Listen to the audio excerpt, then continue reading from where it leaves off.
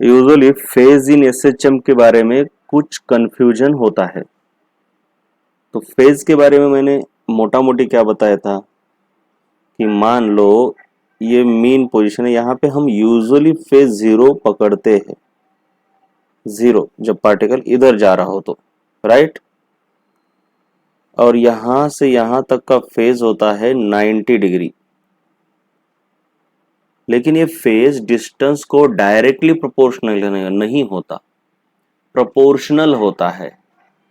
Proportional होने का मतलब है एक बढ़ने के बाद दूसरा बढ़ता है। जैसे कि हम फेज को हम क्या बोलते हैं, देखो x is equal to a sine alpha जब हम लिखते हैं तो फेज आता है तुम्हारा, इसको नीचे लाने पर x by a is equal to sine alpha, और finally alpha is equal to आता है तुम्हारा sine inverse of x by A.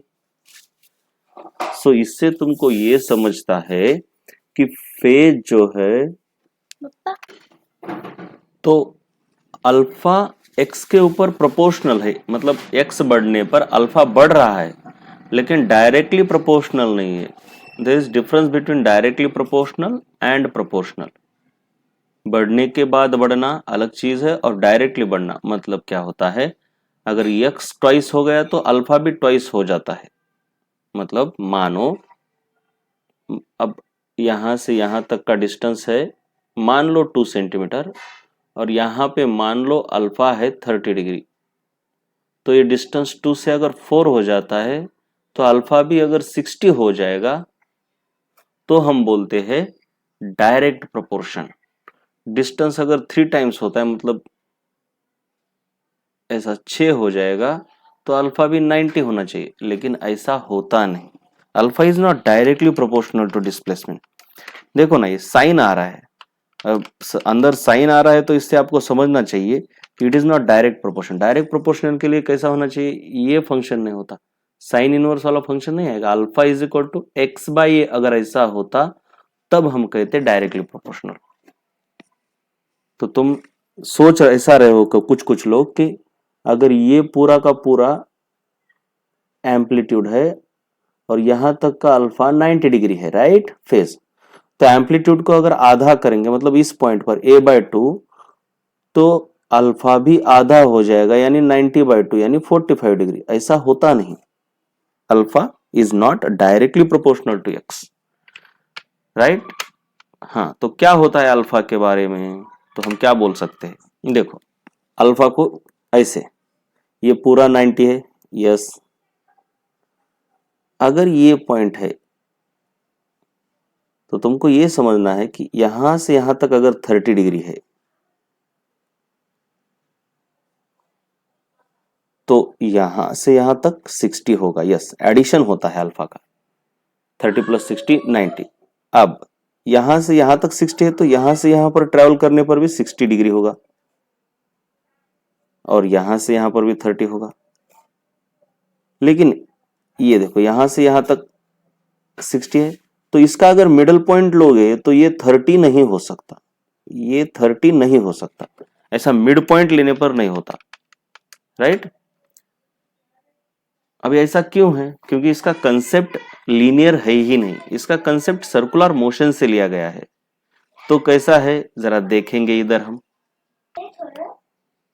Basically आपको देखना यह है कि ए बी पॉइंट है, ये मान लो यहां पर पार्टिकल है किसी टाइम पर, तो इसका फेज क्या है, तो वो समझने के लिए तुमको करना यह है कि इस ए बी लाइन के अराउंड, इस ए बी लाइन के अराउंड एक इमेजिनरी सर्कल बनाना है, राइट।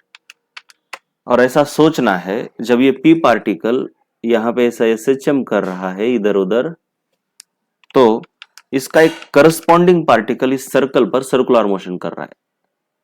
तो सर्कल के ऊपर इस ओ डैश पॉइंट पर जो पार्टिकल है उसका प्रोजेक्शन इस डायमीटर ए बी पर लेना है, और ये प्रोजेक्शन एसएचएम करेगा तो ये करस्पॉन्डिंग पार्टिकल सर्कुलर मोशन करेगा। मतलब अब ये सर्कुलर मोशन कर रहा है जो ओ डैश, अगर क्लॉकवाइज घूम रहा है, मान लो थोड़ी देर के बाद यहां पे आता है तो करस्पॉन्डिंगली ओ कहाँ पे आएगा, देखो ये यहां से यहां पर आया तो उसकी परछाई यहां से यहां तक आएगी on diameter, projection on diameter, मतलब ये यहां से यहां तक आया। ओ डैश अगर यहां पे आता है तो वो यहां पर आता है, वो डैश यहां पर तो वो यहां पर, फिर वो डैश अब आगे चला जाएगा इधर तो वो डैश यहां पर तो वो यहां पर, वो डैश यहां पर वो यहां पर, मतलब वो पहले इधर आया अब इधर जा रहा है, और ये सर्कुलर मोशन वाला ऐसे सर्कुलर मोशन कर रहा है। ये आपको समझना है सबसे पहले। अब मान लो किसी पर्टिकुलर पॉइंट पर इस P को अगर आपको देखना है तो P यहां पर है, P, तो इसका जो करस्पॉन्डिंग पार्टिकल है जो सर्कुलर मोशन कर रहा है वो है यहां पे, देखो ये है।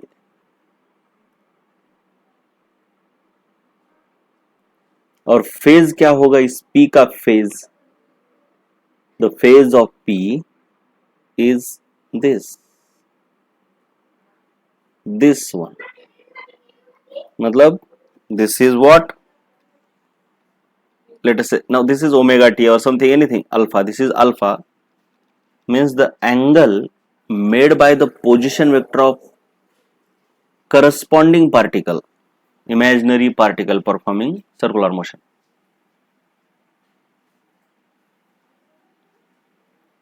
With y axis, this is the phase of P, right? अब जब ये पार्टिकल मतलब ऐसे आगे आगे आएगा तो ये आगे आगे जा रहा है, ऐसा होता है, ये तो यहां पर आएगा तो ये यहां पर, ये देखो ये ऐसा यहां पर, तो इसका फेज अब इतना हो गया। और फाइनली जब ये बी पॉइंट पर आएगा, मतलब दोनों के दोनों बी पॉइंट पर आएंगे और फेज 90 डिग्री हो जाएगा। तो अब हम क्या करते हैं, यहां पे फेज निकालते हैं। कहां पे, ये पूरा मान लो आपका ए है, amplitude a, so this distance is a by 2, यहां पे हम फेज निकालेंगे। अब ओ बी ए है तो ये OP भी तो ए होना चाहिए क्योंकि this is the radius of the circle. अब ये अल्फा है तो ये अल्फा, ऐसा। तो मैं यहां पे क्या कर सकता हूं, मेरे को ये पता है और ये भी पता है, अपोजिट साइड और हाइपोटेन्यूस पता है, तो मैं साइन का फंक्शन यूज करूंगा। तो बेटे sine alpha is opposite side which is OP and hypotenuse which is OP dash. So sin alpha is equal to OP जिसकी वैल्यू A है और OP dash जो कि हमने A by 2 हाफ डिस्टेंस पे लिया है, तो sin alpha comes out to be, अरे क्या उल्टा हो गया,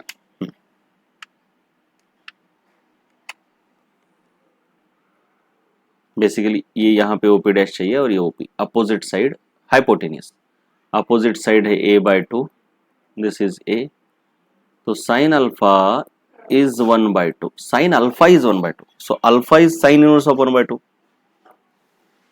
sin inverse of 1 by 2, और ये होता है 30 डिग्री के लिए, राइट, समझ रहे हैं 30 डिग्री, मतलब ये पार्टिकल ने आधा डिस्टेंस ट्रेवल किया है लेकिन फेज आधा ट्रेवल नहीं किया, आधा मतलब ये पूरा 90 है, तो आधे डिस्टेंस पर आधा फेज ट्रेवल नहीं होता क्योंकि ये साइन का फंक्शन है, मतलब शुरू में बहुत ही स्लो फेज ट्रेवल होता है और बाद में बहुत फास्ट। पहले आधे डिस्टेंस में वो 30 डिग्री ही ट्रेवल करता है और लास्ट के आधे डिस्टेंस में वो 60 डिग्री ट्रेवल करता है, ये देखो यहां से यहां तक, ऐसा ही है, मतलब ये डिफाइन फेज ही ऐसा डिफाइन किया है। अब मान लो हमने एक ऐसा सर्कल लिया, इसकी ये डायमीटर ली और क्या कर दिया हमने, ओ पॉइंट से ए पॉइंट तक समझने के लिए एम्पलीट्यूड को 90 सेंटीमीटर पकड़ा, मान लो सेंटीमीटर 90, मतलब यहाँ पे 10 20 30 40, यहाँ पे 45 सेंटीमीटर, यहाँ पे कुछ 60 और यहाँ पे 90 सेंटीमीटर,